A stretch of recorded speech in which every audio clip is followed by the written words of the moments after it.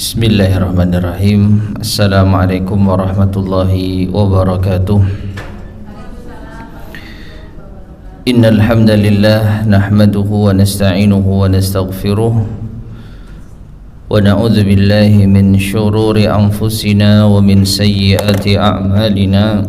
Man yahdihillahu fala mudilla lahu wa man yudlil fala hadiya lahu.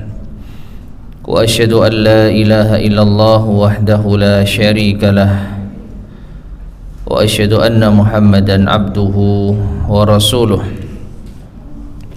Allahumma salli wa sallim wa barik ala nabiyyina Muhammadin wa ala alihi wa ashabihi wa man tabi'ahum bi ihsanin ila yaumiddin, amma ba'd.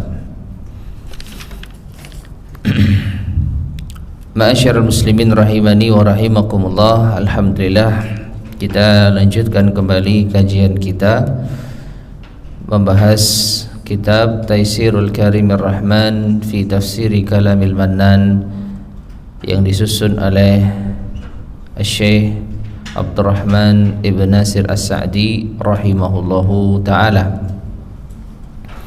Dan sekarang kita masuk pada pembahasan ayat yang ke-93 dan 94 dari surat Ali Imran. Baik, silakan dibaca terlebih dahulu ayat dan terjemahnya.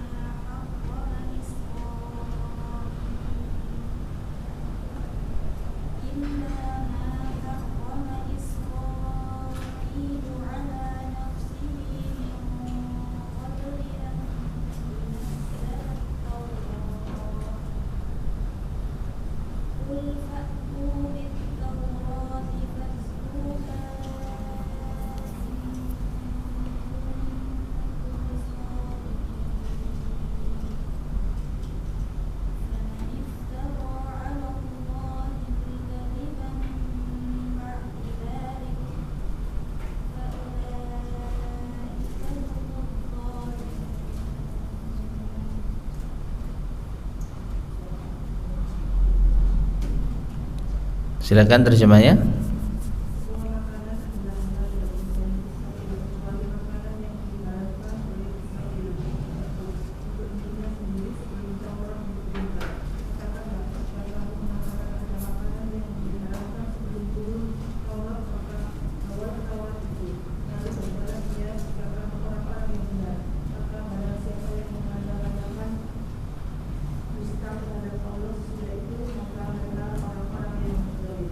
Barakallahu fikum. Allah Subhanahu wa ta'ala berfirman, kullu ta'ami kana hillal li bani Israila illa ma harrama Israilu ala nafsihi. Setiap makanan adalah halal bagi Bani Israel kecuali apa yang diharamkan Israel atas dirinya. Min qabli an tunazzala Taurah, sebelum Taurat diturunkan. Qul fa'tu bit Taurati fatluha in kuntum sadiqin. Katakanlah, datangkan Taurat, bawalah Taurat itu jika ada makanan yang diharamkan sebelum diturunkannya, maka bacalah jika kalian benar-benar orang yang jujur. Faman iftara 'ala Allahil kadhib, namun barang siapa yang mengada-adakan kedustaan atas Allah, mim ba'di dzalik, setelah itu, faulaika humudz zalimun, maka merekalah orang-orang yang zalim. Ma'asyar muslimin rahimani wa rahimakumullah, ayat yang mulia ini menggambarkan sisi lain dari perbuatan orang-orang Yahudi atau dari kaum Bani Israel yang mereka mengklaim bahwasanya Nabi Isa dan Nabi kita Muhammad sallallahu alaihi wasallam itu bukanlah utusan Allah Subhanahu wa taala, karena apa yang dibawa oleh keduanya bertentangan dengan apa yang diturunkan kepada Nabi Musa di dalam kitab Tauratnya. Jadi Nabi Isa dan Nabi kita Muhammad sallallahu alaihi wasallam menurut mereka bukanlah utusan Allah. Kenapa?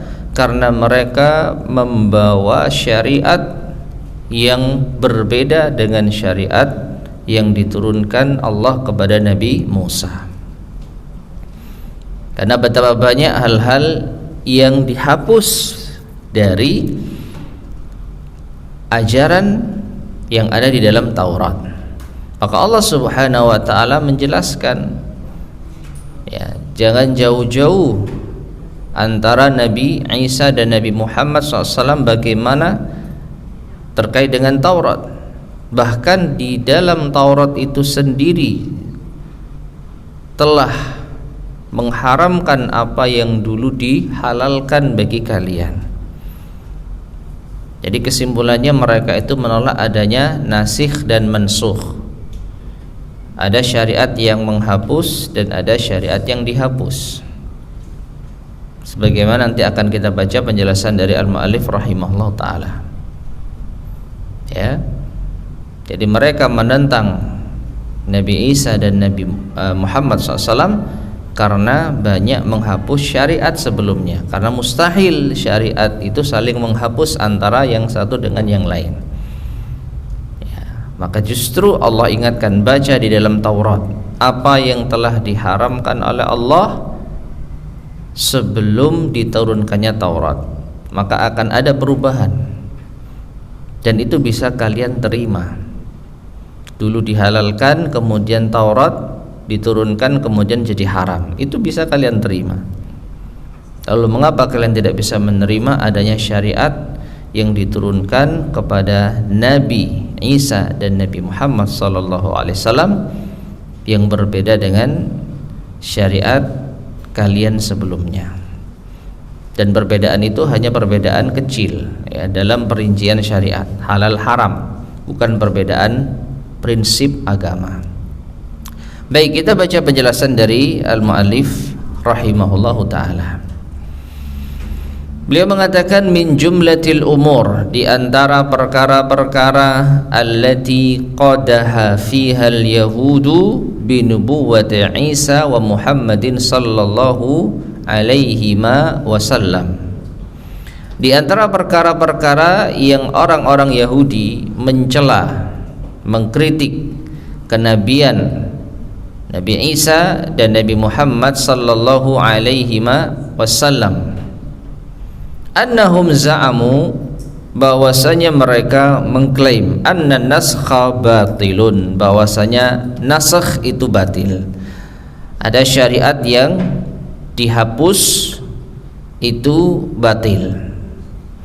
Wa annahu la yumkinu, dan tidak mungkin an ya'tiya nabiyyun, datang seorang nabi, yukhalifun nabiyya alladhi qablahu, yang menyelisihi nabi sebelumnya.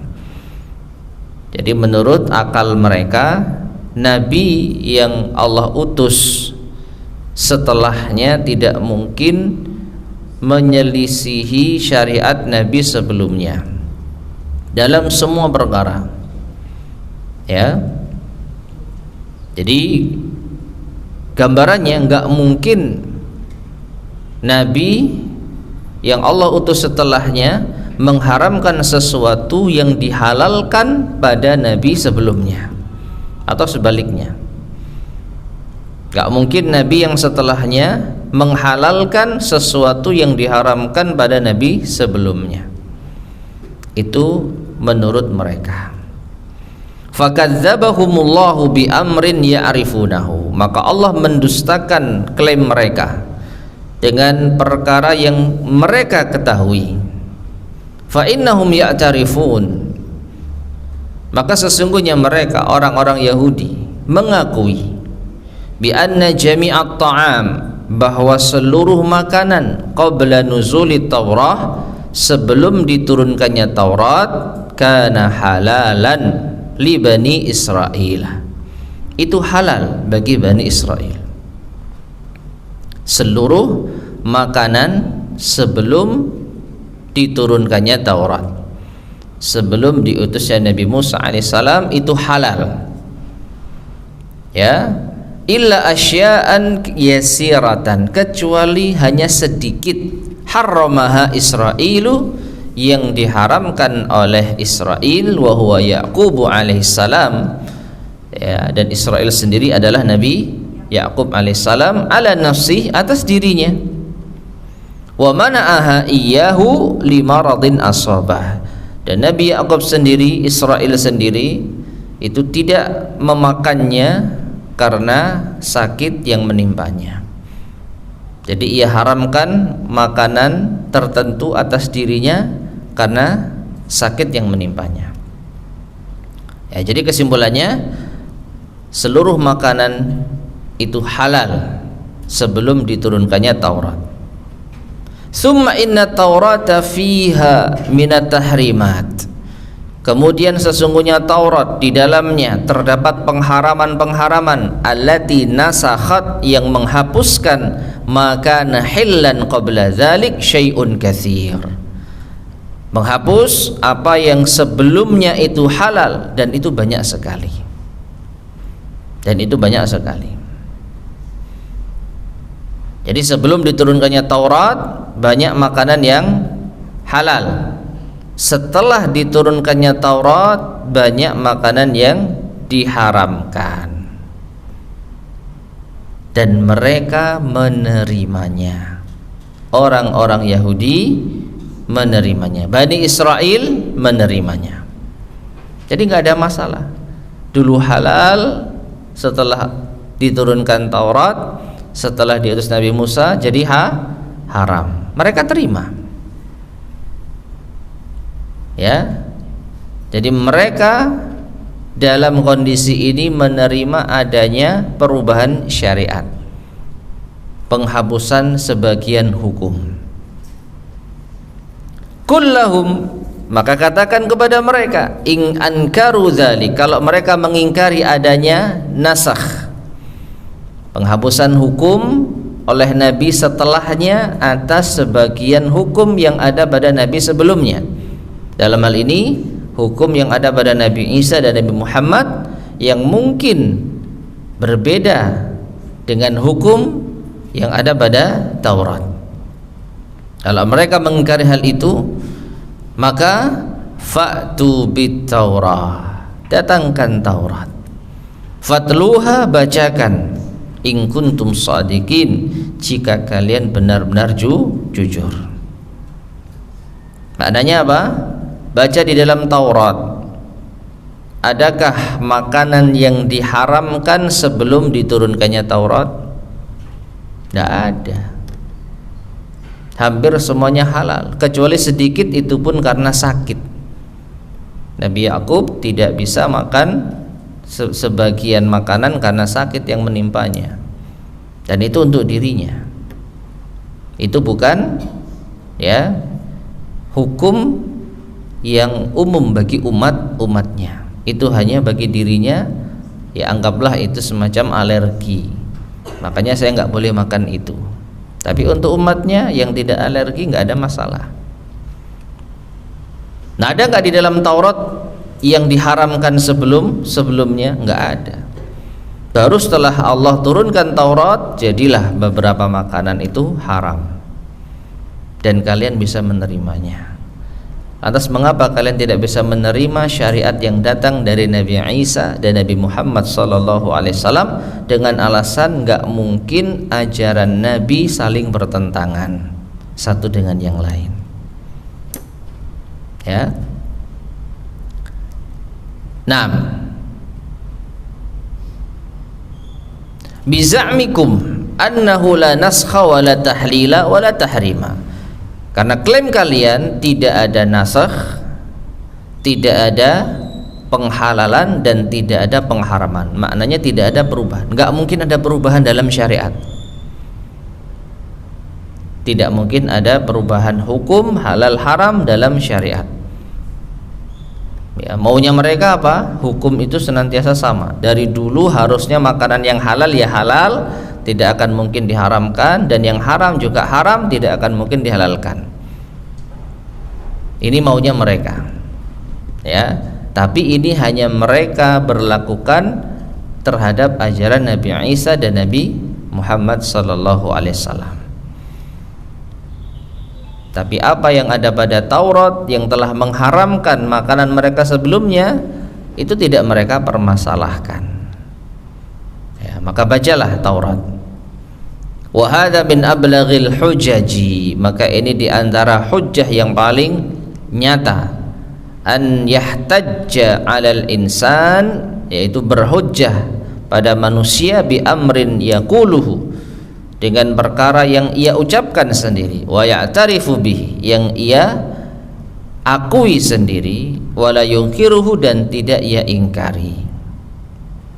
Fa in qada lil haq, tapi kalau dia, maka seandainya dia tunduk pada kebenaran, fa huwal wajib, dan ini yang wajib.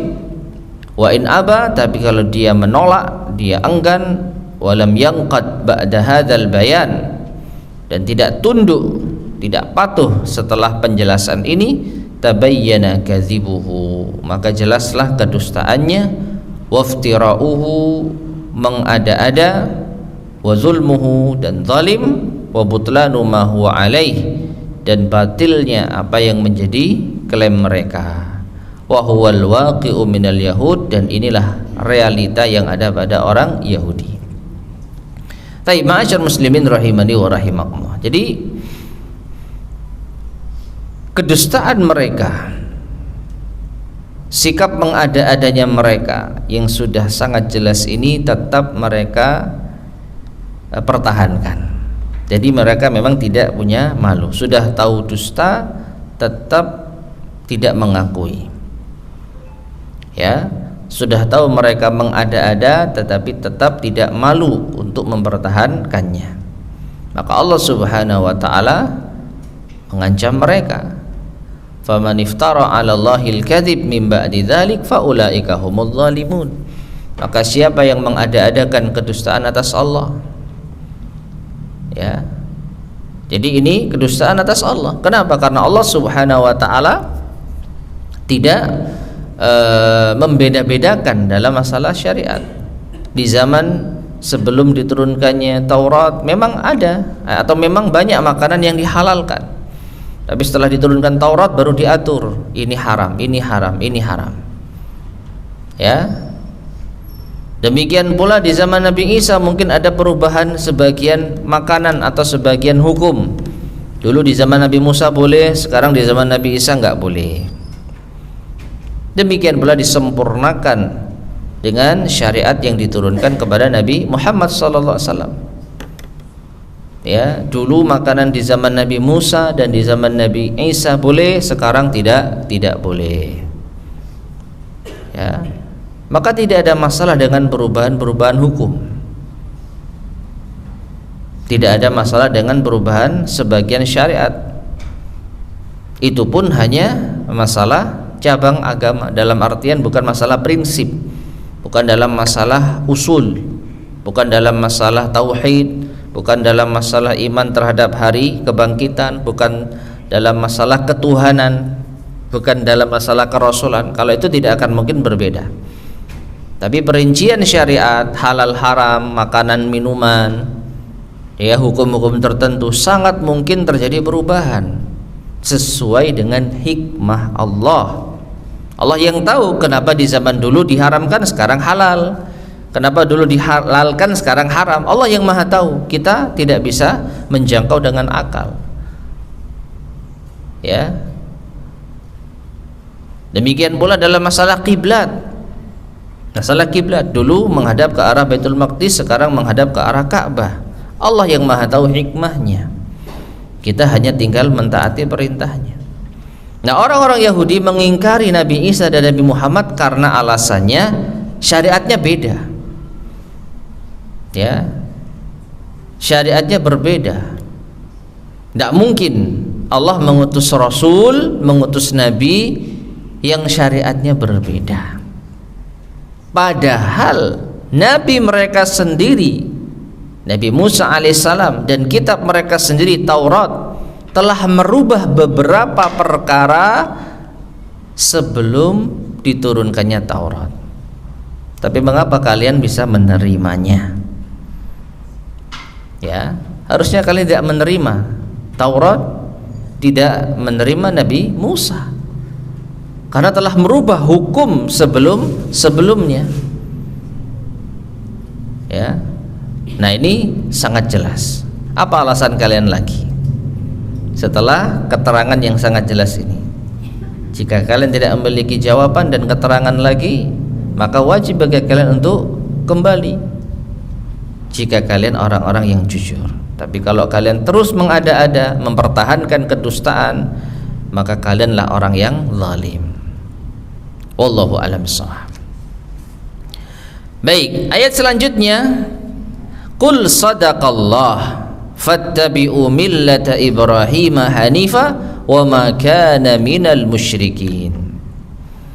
Katakanlah, sadaqallah, maha benar Allah, maka ikutilah millahnya Ibrahim yang lurus, dan ia bukan termasuk orang-orang yang musyrik. Ma'asyar muslimin rahimani wa rahimakumullah. Berkata Asy-Syaikh Abdurrahman Ibn Nasir As-Sa'di rahimahullah, ay qul sadaqallahu fi kulli ma qalahu, yaitu ucapkanlah maha benar Allah pada setiap apa yang diucapkannya, pada setiap apa yang diucapkannya. Ya, fa inna asdaqal hadisi kitabullah, fa inna asdaqal kalami kitabullah, kalamullah. Sesungguhnya ucapan yang paling baik adalah kitabullah, kalam yang paling benar adalah kalamullah. Wa man asdaqu minallahi qilan wa haditha, maka siapakah yang paling benar ucapannya dibanding dengan ucapan Allah, kalamullah, firman Allah. Wa qad bayyana fi hadhil ayati minal adillati, dan sungguh Allah telah menjelaskan pada ayat-ayat ini beberapa dalil ala sihhati risalati Muhammadin sallallahu alaihi wasallam, atas kebenaran risalah Nabi kita Muhammad sallallahu alaihi wasallam, wa barahina dakwatihi, ya, dan juga bukti-bukti dakwah beliau, wa butlani ma alaihil munharifun, dan kebatilan orang-orang yang menyimpang min ahlil kitab, dari golongan ahli kitab, alladzina kadzdzabu rasulahu, yaitu mereka yang mendustakan rasulnya, itu Nabi kita Muhammad sallallahu alaihi wasallam, waraddu da'watahu, dan yang menolak dakwah beliau. Faqad sadaqallahu fi dzalik, maka sungguh Allah telah benar di dalam hal tersebut. Wa aqna ibadahu, dan Allah telah meyakinkan hamba-hambanya ala dzalik, atas yang demikian itu, bi barahina wa hujajin, dengan bukti-bukti dan hujjah-hujjah. Tatasadda'u lahal jibal, yang membuat gunung itu terguncang. Wa takhda'u lahar rijal, dan yang membuat orang-orang itu tunduk. Masyaallah muslimin rahimani wa rahimakumullah, tidak ada satupun di dalam kitabullah yang memiliki hujjah yang keliru atau bukti yang tidak valid. Seluruh apa yang ada di dalam Al-Quran itu benar. Seluruh apa yang Allah subhanahu wa ta'ala firmankan itu benar. Tidak ada satupun yang salah. argumentasi apapun dari orang-orang musyrik, dari orang-orang ahli kitab yang mendustakan Nabi kita Muhammad sallallahu alaihi wasallam, maka telah dijawab dengan sebaik-baiknya. Ya, Allah Subhanahu wa taala telah menerangkan dengan seterang-terangnya alasan-alasan batil mereka beserta jawabannya,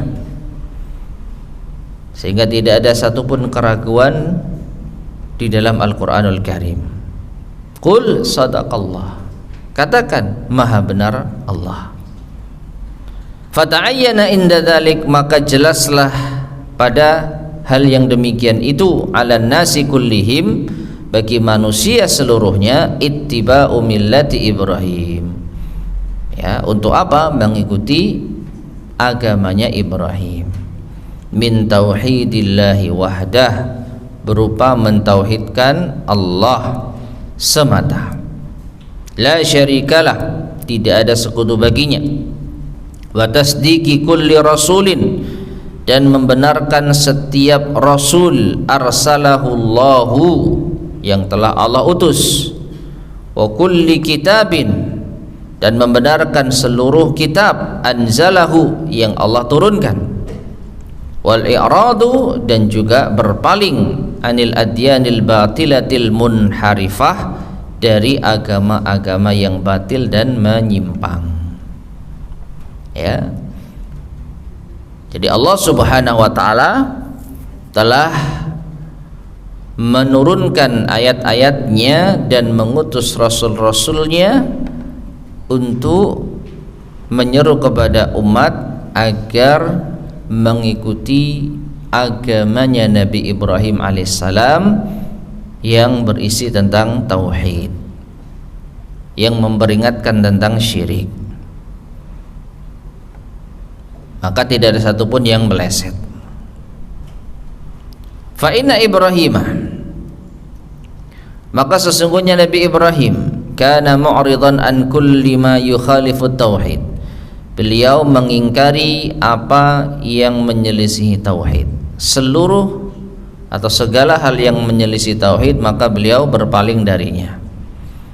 Mutabarri'an minasyirki wa ahli, dan berlepas diri dari kesyirikan dan pelakunya. Taib. Jadi ma'asyar muslimin rahimani wa rahimakumullah, Nabi Ibrahim alaihissalam menyeru kepada tauhid. Beliau bukanlah pelaku kesyirikan, bahkan beliau berlepas diri dari kesyirikan dan pelakunya. Maka siapapun yang mengklaim sebagai pengikut Nabi Ibrahim alaihissalam wajib untuk mengikuti agama beliau. Dan Allah Subhanahu wa taala menjelaskan dengan sejelas-jelasnya, inilah agama Ibrahim yang benar. Tauhid, taat kepada Allah, menyeru kepada ibadah hanya kepada Allah. Ya. Maka katakanlah sadaqallah, benarlah Allah. Adapun kalian yang mengklaim sebagai pengikut Nabi Ibrahim tetapi justru berbuat kesyirikan, maka kalianlah yang keliru. Ya, kalian telah salah. Dan Allah telah terangkan kesalahan-kesalahan kalian tersebut dengan jelas di dalam kitabnya. Maka tidak ada alasan bagi kalian untuk mendustakannya. Ya, maka wajib bagi kalian untuk mengikuti ajaran Nabi Ibrahim yang telah dijelaskan oleh Allah dengan sejelas-jelasnya. Nah, setelah keterangan yang jelas itu, kalau kalian masih mendustakan, maka kalian adalah orang-orang yang zalim.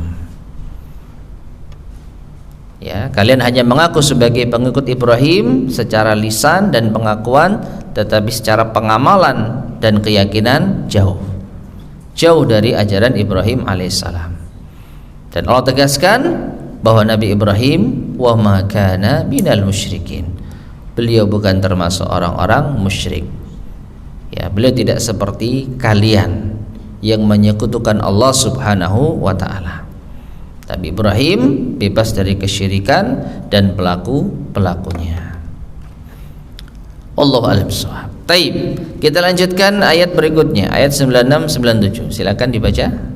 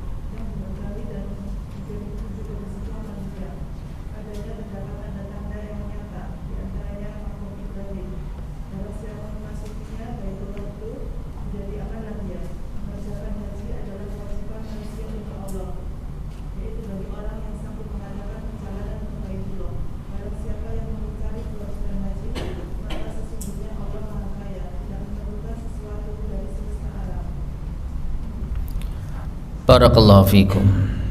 Allah Subhanahu wa taala berfirman, "Inna awwala baiti wudi'a lin-nasi lalladzi bi Bakkata mubarakan wa hudan lil alamin." Sesungguhnya rumah pertama yang dibangun untuk tempat beribadah manusia adalah Baitullah yang ada di Bakkah. Bakkah itu adalah nama lain dari kota Mekkah. Mubarakan yang diberkahi, wahudan dan sebagai petunjuk lil alamin bagi alam semesta. Maksudnya penghuni alam semesta.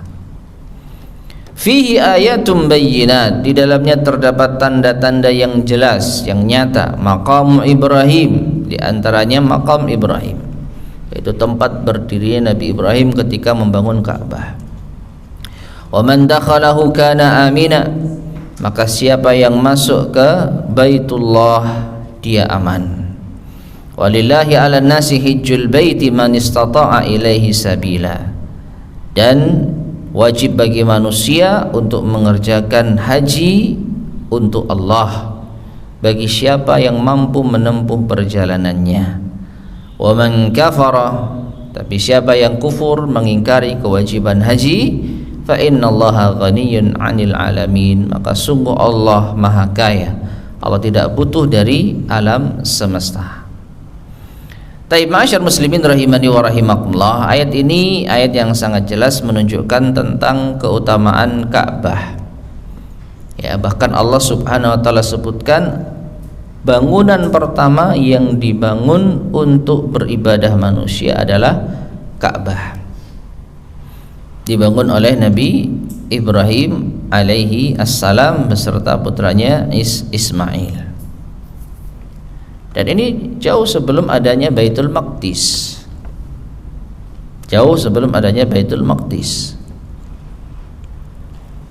Bahkan Allah perintahkan Nabi Ibrahim setelah selesai membangun Ka'bah untuk mengundang manusia haji datang ke Ka'bah. Wa'adzin fin nasi bil hajj. Ya, umumkan kepada manusia untuk haji. Ya, mereka akan datang kepadamu dengan berjalan atau berkendaraan. Mereka datang dari seluruh penjuru bumi. Ya. Maka dari itu ma'asyar muslimin rahimani wa rahimakumullah, kita mungkin bisa mengambil pelajaran atau mengambil hikmah kenapa Nabi SAW betul-betul ingin agar arah kiblat itu ke Ka'bah. Dan kita semua tahu sebelum arah kiblat itu ke Ka'bah mengarah ke mana? Baitul Maqdis. Ke arah Baitul Maqdis. Ya, awal diwajibkannya salat, ya, Nabi sallallahu alaihi wasallam masih menghadap ke arah Baitul Maqdis. Tetapi meskipun demikian, Nabi sallallahu alaihi wasallam sangat ingin agar kiblat itu ditujukan ke Ka'bah, dan Allah kabulkan setelah beberapa belas bulan Nabi hijrah ke kota Madinah. Ya, maka memang Ka'bah pantas untuk menjadi pusat ibadahnya kaum muslimin. Dan yang membangun adalah Nabi Ibrahim alaihissalam, dan itu bangunan pertama, ya, bangunan pertama yang Allah Subhanahu wa taala jadikan sebagai pusat ibadah manusia. Pusat ibadah manusia. Taib. Sekarang kita baca penjelasan dari al-muallif rahimahullahu taala. Beliau mengatakan yukhbiru ta'ala bi'azamati baitihil haram. Allah ta'ala mengabarkan tentang keagungan rumahnya yang mulia.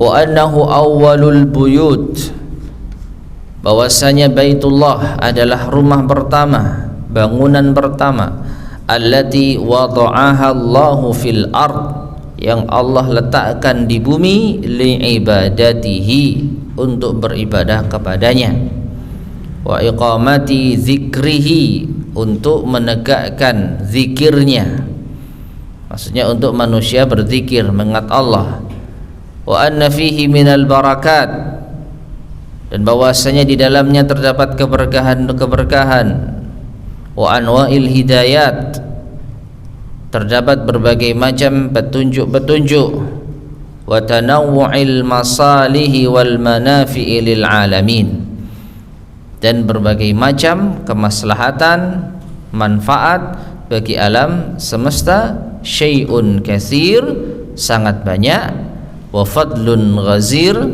dan keutamaan yang melimpah. Wa anna fihi ayatin bayyinatin, dan juga di dalamnya terdapat tanda-tanda yang jelas, tuzakkiru, yang mengingatkan, bimaqamati Ibrahim, tentang makam Ibrahim Al-Khalil, kekasih Allah, wa tanaqqulatihi, dan juga perpindahan-perpindahan beliau fil hajj, di dalam rangkaian ibadah haji, wa min ba'dihi, dan setelah beliau, tudzakkiru bimaqamati sayyidir rasuli wa imamihim, mengingatkan, ya, tentang berdirinya pemimpin dari para rasul dan imam-imam mereka, yaitu Nabi kita Muhammad sallallahu alaihi wasallam. Taib. Jadi di antara keagungan Baitullah adalah makam Ibrahim, yaitu tempat berdirinya Nabi Ibrahim dikala membangun Ka'bah. Dan ini sudah kita sampaikan dalam tafsir surat Al-Baqarah terkait dengan perintah Allah Subhanahu wa taala untuk membangun Ka'bah. Nabi Ibrahim beserta putranya Ismail bahu membahu di dalam membangun Ka'bah. Beliau menggunakan batu besar sebagai pijakan untuk menyusun dinding Ka'bah, ya, dan itu sebagai salah satu tanda kebesaran Allah yang menunjukkan kemuliaan Baitullah. Demikian pula dari Ka'bah itu, dari Baitullah itu juga terdapat syariat haji, ya, tawafnya. Kemudian setelah itu pindah ke Bukit Safa dan Marwah untuk sa'i. Kemudian setelah itu pindah ke Padang Arafah untuk wukuf. Setelah itu ke Mina. Nah, ini perpindahan dari satu tempat ke tempat lain dalam rangkaian manasik haji. Ini termasuk di antara tanda-tanda kekuasaan Allah. Ya. Maka dari Baitullah dan rangkaian ibadah yang ada di sana dan di sekitarnya itu menunjukkan atas kebesaran Allah. Dan ini dilanjutkan, ditutup dengan syariat Nabi kita Muhammad SAW dengan haji yang sempurna. Nah, Kemudian wa fihil amnu, dan di dalamnya juga terdapat keamanan di Baitullah. Di Baitullah terdapat keamanan. Alladzi man dakhalahu kana aminan, yaitu siapa yang masuk ke dalamnya dia aman, qadran, secara takdir, yaitu ketentuan Allah, mu'manan, dan juga diberi keamanan, dijamin keamanannya syar'an wa dinan, baik secara syariat maupun secara agama. Ma'asyar muslimin rahimani wa rahimakumullah. Jadi secara realita, ya, siapa yang masuk ke Baitullah aman, dan secara agama siapa yang masuk ke Baitullah dijamin keamanannya, dijamin keamanannya. Dalam hal ini ma'asyar muslimin rahimani wa rahimakumullah, contoh yang sangat nyata adalah saat terjadinya Fathu Makkah. Saat terjadinya Fathu Makkah, Nabi SAW mengumumkan kepada orang-orang Quraisy, siapa yang masuk ke Masjidil Haram maka ia aman, ya, dijamin keamanannya, darahnya tidak akan ditumpahkan, darahnya terjaga. Jadi siapapun yang ingin berlindung di Masjidil Haram maka dia tidak diperbolehkan untuk mengganggu nyawanya, ya, mengganggu jiwanya. Jadi secara takdir Allah Subhanahu wa taala tidak pernah yaitu menjadikan orang yang masuk Masjidil Haram terancam keselamatannya, terancam nyawanya, tidak pernah terjadi. Dan sebaliknya di dalam agama juga disebutkan bahwa siapapun yang masuk ke Masjidil Haram maka dijamin keamanannya.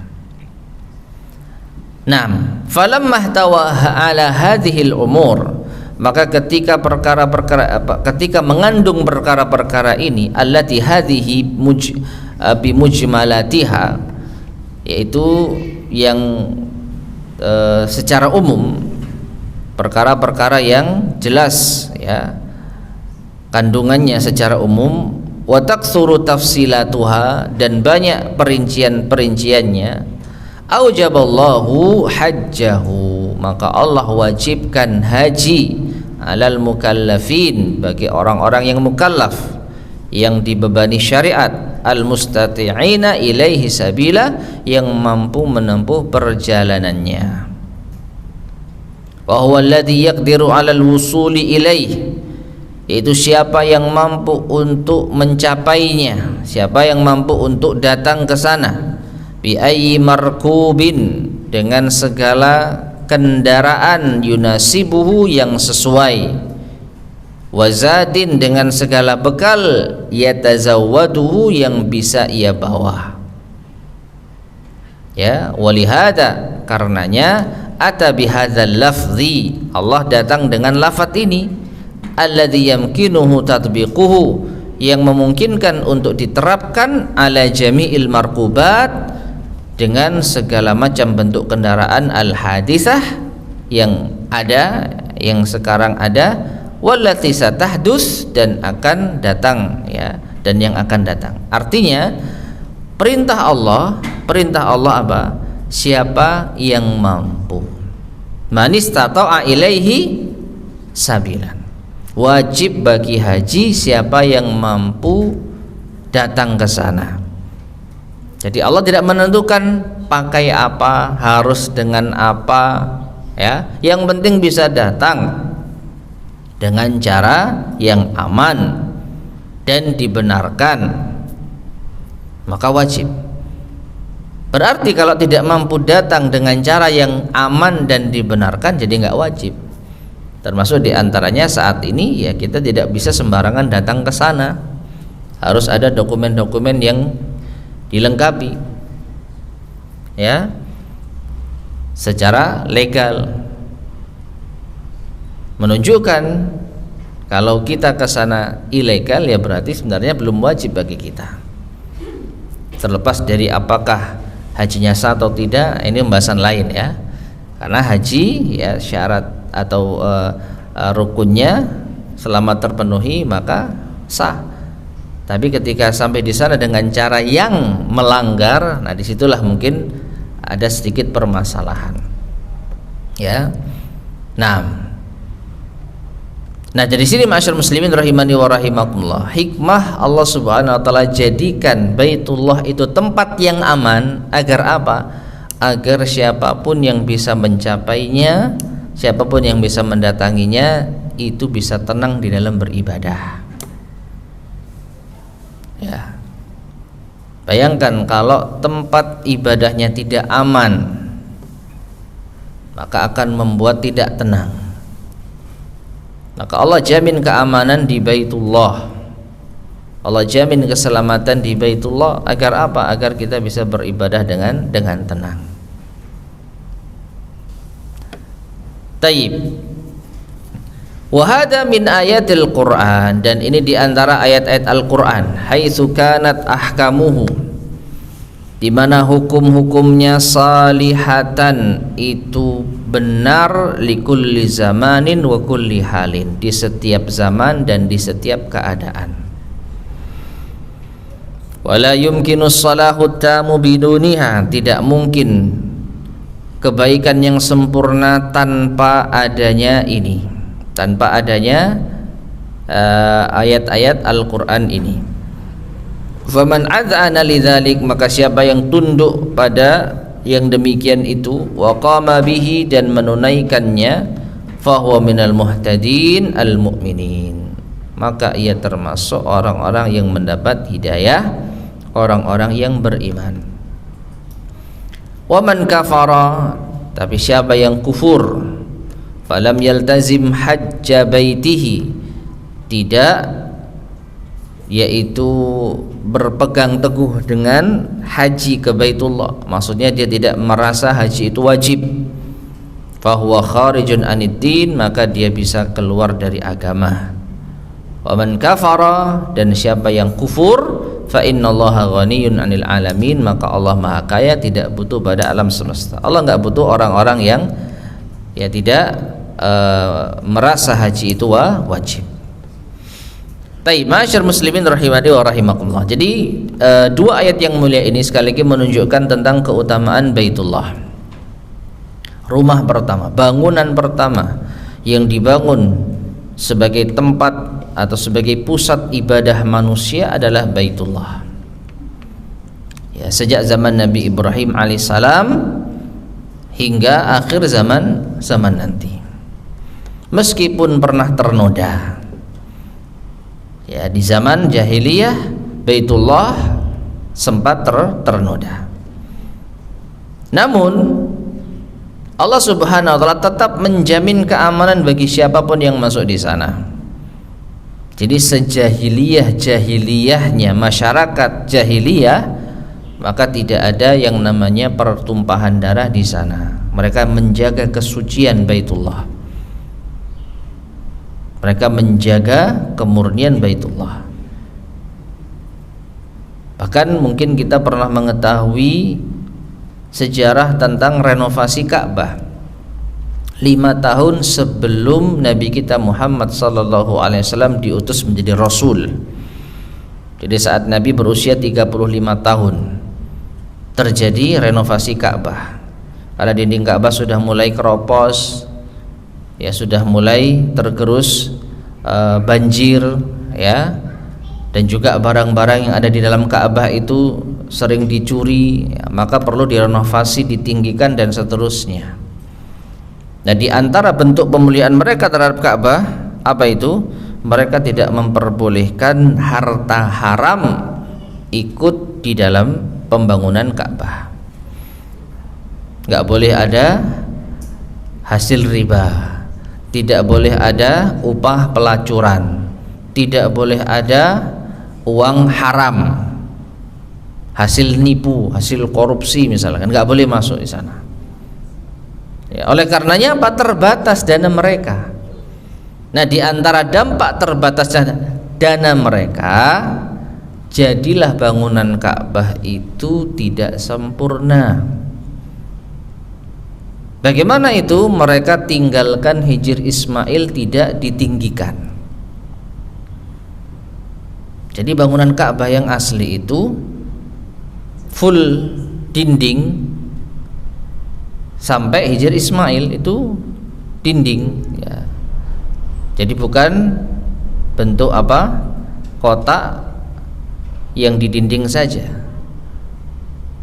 tapi termasuk juga setengah lingkaran yang merupakan Hijr Ismail, itu juga di tembok. Itu di zaman awal ditinggikan meskipun tidak terlalu tinggi.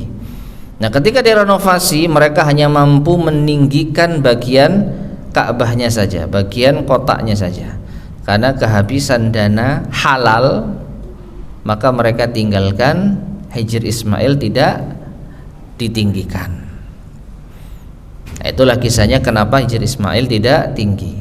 Di zaman Nabi SAW harta melimpah, tapi beliau khawatir kalau beliau baru mengambil alih kota Makkah tiba-tiba merenovasi Ka'bah lagi, maka akan dikhawatirkan anggapan yang tidak baik. Makanya beliau biarkan. Dan beliau katakan kepada Aisyah, seandainya bukan karena kaummu baru masuk Islam, aku akan kembalikan bangunan Ka'bah seperti yang dibangun oleh Nabi Ibrahim dan Ismail alaihissalam. Dan Allah berkehendak Ka'bah senantiasa tetap seperti itu dengan hikmah yang ada. Nah, jadi rumah pertama, bangunan pertama yang dibangun oleh Allah, Ka'bah al-Musyarrafah. Ka'bah al-Musyarrafah. Kemudian ma'asyar muslimin rahimani wa rahimakumullah, kita lanjutkan ayat setelahnya. Qul ya ahlal kitab lima takfuruna bi ayatillahi wallahu syahidun ala ma ta'malun. Qul ya ahlal kitab lima tasudduna an sabilillah man amana tabghunaha iwaja wa antum syuhada wa mallahu bighafilin amma ta'malun. Katakanlah wahai ahli kitab, ya, katakanlah wahai Muhammad kepada ahli kitab, wahai ahli kitab, ya, mengapa kalian kufur terhadap ayat-ayat Allah dan Allah menyaksikan apa yang kalian kerjakan?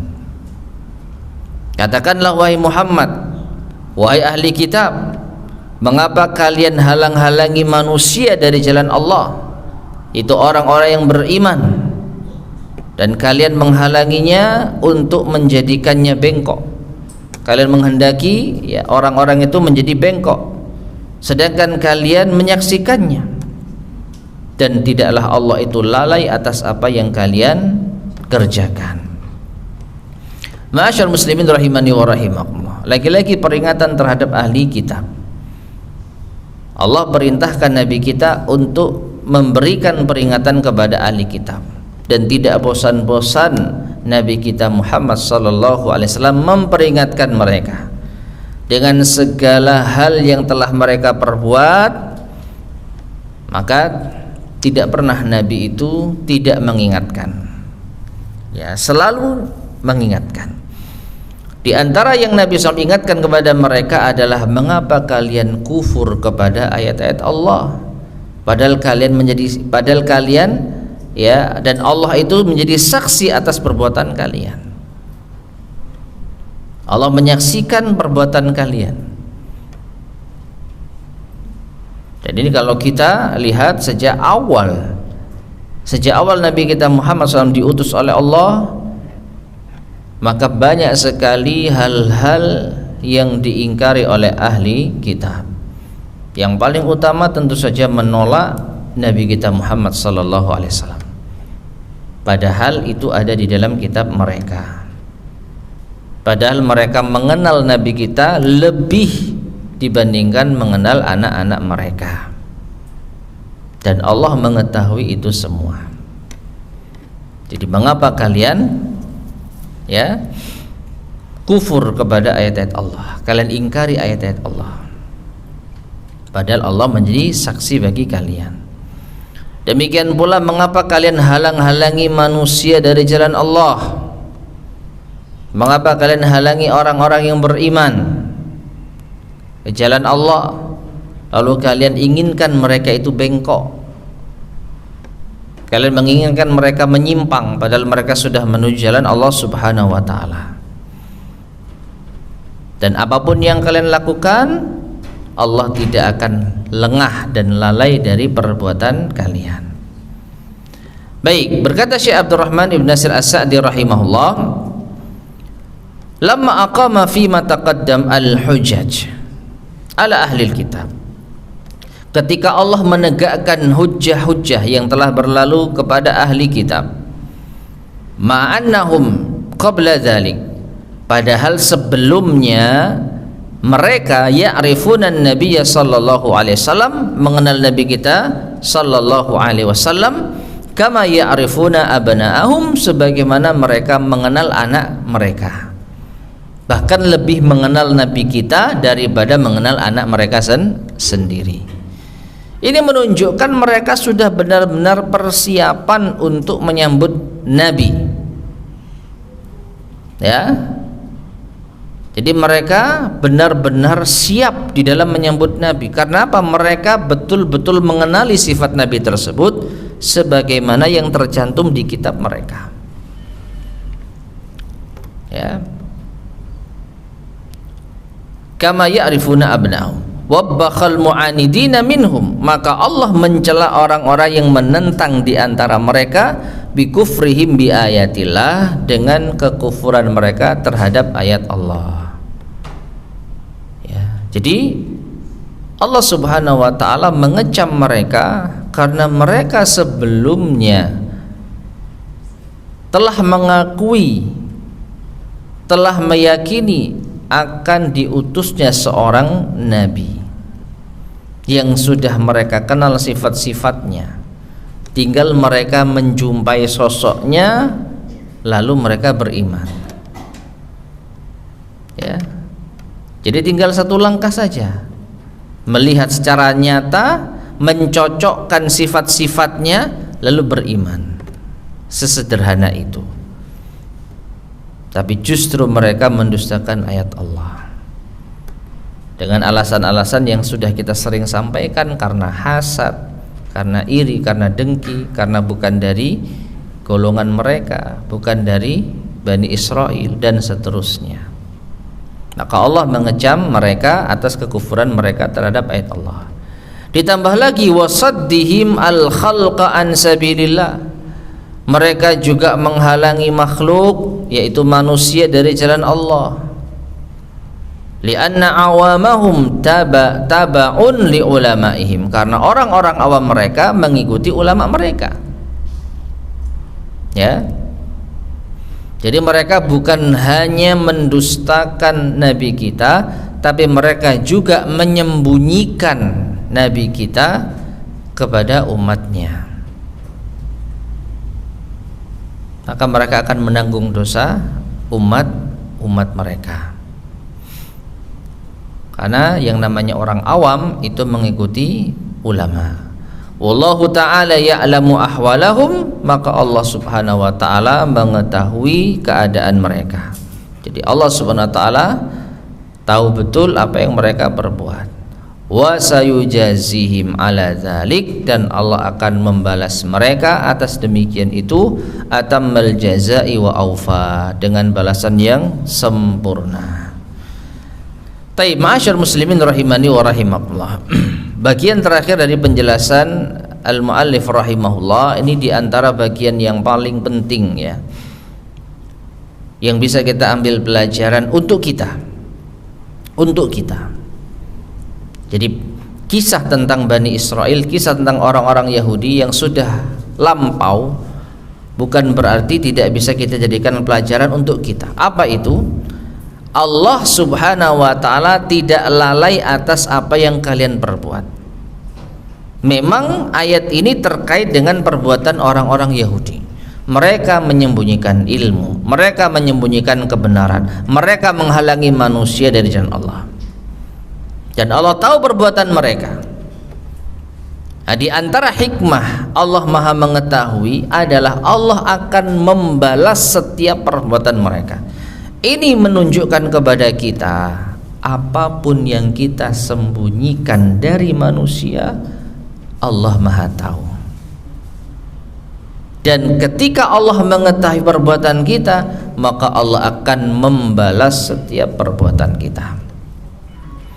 Mungkin kita lolos dari hukuman manusia, nggak ada yang tahu kita berbuat curang, tidak ada yang tahu kita berkhianat, tidak ada yang tahu kita berdusta. Semua bisa kita kelabui, tapi Allah Maha tahu. Allah Maha tahu, dan bukan hanya sekedar tahu, tapi Allah juga akan membalas apa yang telah kita perbuat. Ya, kalau manusia katakanlah tahu keburukan kita, belum tentu dia bisa berbuat ya untuk menghukum kita. Saya tahu fulan itu melakukan ini dan itu, tapi nggak bisa buat apa-apa. Ya. Jadi kita menyembunyikan keburukan dari manusia sehingga manusia nggak tahu, atau ada yang tahu tapi tidak bisa berbuat apa-apa. Saya tahu sebenarnya, tapi apa yang bisa saya perbuat? Menunjukkan apa? Manusia tahu atau tidak tahu perbuatan kita, belum tentu mereka bisa, yaitu menghukum kita. Tapi Allah Subhanahu wa ta'ala pasti tahu dan pasti akan membalas setiap perbuatan kita. Nah, ini yang perlu untuk kita betul-betul ambil pelajaran. Orang-orang Yahudi telah berbuat dengan perbuatan-perbuatan yang sangat luar biasa, dan mungkin mereka tidak dihukum di dunia, mungkin mereka lolos hukuman di dunia, mereka bisa lari, mereka bisa kabur, mereka bisa khianat, tapi Allah Maha tahu dan Allah akan membalas setiap perbuatan mereka. Demikian pula kita sebagai seorang muslim, meskipun orang tidak tahu, meskipun tidak ada yang tahu keburukan kita, Allah Maha tahu dan Allah akan membalas perbuatan kita dengan seadil-adilnya. Nah, inilah diantara pentingnya muraqabatullah, merasa diawasi oleh Allah. Karena Allah Maha tahu, maka Allah akan membalas setiap perbuatan kita. Nah, dan ini derajat yang tertinggi di dalam agama kita, apa? Al-ihsan. Ya, beribadah kepada Allah seakan-akan melihat Allah.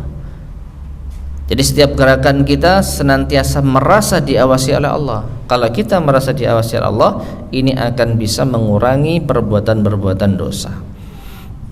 Karena kita sadar Allah tahu dan Allah akan membalasnya. Ya. Nah, kelalaian manusia kebanyakan karena tidak merasa dilihat Allah, tidak merasa diawasi oleh Allah. Seakan-akan yang penting nggak kelihatan orang, selesai. Ya, seakan-akan seperti itu. Yang penting orang nggak tahu keburukannya, yang penting orang tidak tahu kejahatannya. Maka dia lalai. Allah mengetahui segalanya dan akan membalas segalanya. Wallahu ta'ala alam bisawab. Taib ma'asyar muslimin rahimani wa rahimakumullah. Ini yang bisa kita sampaikan pada kesempatan di pagi hari ini. InsyaAllah akan kita lanjutkan pada kesempatan berikutnya biidznillah subhanahu wa ta'ala. Baik, sebelum kita akhiri, barangkali ada yang disampaikan.